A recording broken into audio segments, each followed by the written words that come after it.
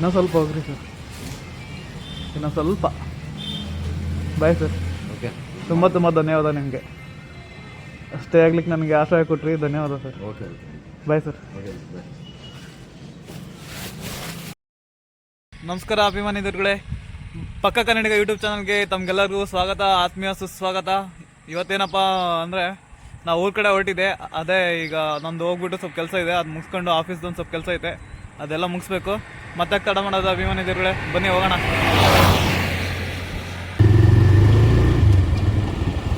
So ನಿನ್ನೆ ರಾತ್ರಿ ಏನಾಯಿತು, ಒಂದು ಆಲ್ಮೋಸ್ಟ್ ಆಲು ಒಂದು 7-7:30 ಡೀಲರ್ಗಳೆಲ್ಲ ಸಿಕ್ಕರು ನನಗೆ.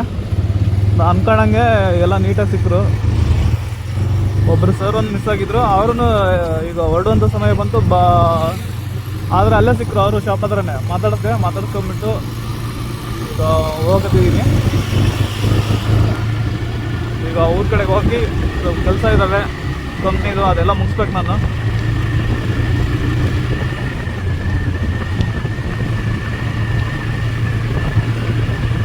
ಇನ್ನೂರ 50 ಮಂದಿ ಸಬ್ಸ್ಕ್ರೈಬರ್ ಆಗಿದ್ದೀರಾ.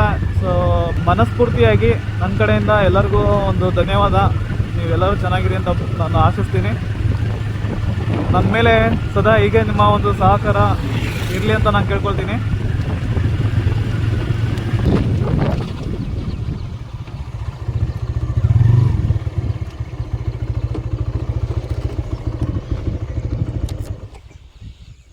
ಪಕ್ಷಿ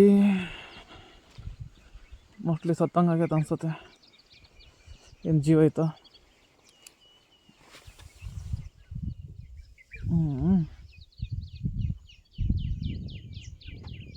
ಗೊತ್ತಾ, ಪುಷ್ ಮಾಡಿದರೆ ಏನಾಗಿಲ್ಲ, ಜೀವ ಹೋಗಿದ್ದಂಗೆ ಐತೆ ಅನ್ಸುತ್ತೆ. ಮೋಸ್ಟ್ಲಿ ಏನೇನಾಗಿಲ್ಲ ಶರೀರಕ್ಕೆ.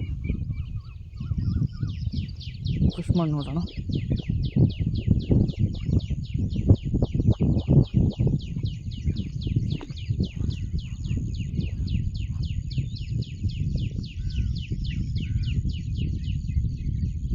ಏನಾಗುತ್ತೆ?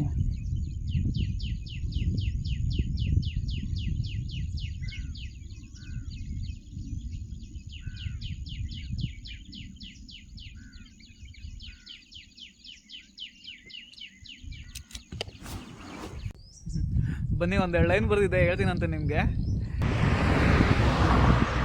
ನಿರಾಸೆಯಿಂದ ಬದುಕುತ್ತಿದ್ದ ನನಗೆ ನನ್ನ ಜೀವನದಲ್ಲಿ ಬಂದು ಭರವಸೆ ಎಂಬ ಬೆಳಕನ್ನು ಮೂಡಿಸಿದಳು. ಅವಳು ತೋರಿದ ಪ್ರೀತಿಗೆ ಏನು ಬೇಕಾದರೂ ಸಾಧಿಸಬಲ್ಲೆ ಎಂಬ ಛಲದಲ್ಲಿದ್ದ ನನಗೆ ಕ್ಷಣಾರ್ಧದಲ್ಲಿ ನೋವನ್ನು ನೀಡಿ ಹೊರಟು ಹೋದಳು. ಅವಳು ನೀಡಿದ ನೋವಿಗಿಂತ ನನ್ನ ಶತ್ರುಗಳು ನೀಡಿದ ನೋವು ದೊಡ್ಡದಲ್ಲ ಎಂದು. ಬನ್ನಿ ಅಭಿಮಾನಿದರುಗಳೇ, ನಿಮಗೆ ಆರ್ಮುಗಂ ಕೋಟೆ ಅಲ್ಲ ಗುಡೆಕೋಟೆ ಒಂದು ಕೆರೆ ತೋರಿಸ್ತೀನಿ ನಿಮಗೆ. ಒಣಕೆ ಹೋಗುವವರಿದ್ದಾರಲ್ಲ, ಅವರು ಒಂದು ತವರೂರಿನ ಒಂದು ಕೆರೆ, ಗುಡೆಕೋಟೆ ಕೆರೆ. ಒಣಕೆ ಹೋಗುವ ಇದ್ದಾರಲ್ಲ, ಅವರು ಏನು ವೀರವನಿತೆ, ಅವರ ಒಂದು ತವರೂರು ಬಂದು ಗುಡೆಕೋಟೆ ಅಂತೇಳಿ. ಇದು ಒಂದು ಕೆರೆ ಇಲ್ಲೇ ಬರುತ್ತೆ. ಎಷ್ಟು ಸಖತ್ತಾಗೈತೆ ಅಂತಂದರೆ ನಿಜವಾಗ್ಲೂ ಇಲ್ಲಿಂದ ನೋಡೋಕ್ಕೆ ನೆಕ್ಸ್ಟ್ ಲೆವೆಲ್ ಆಗೈತೆ.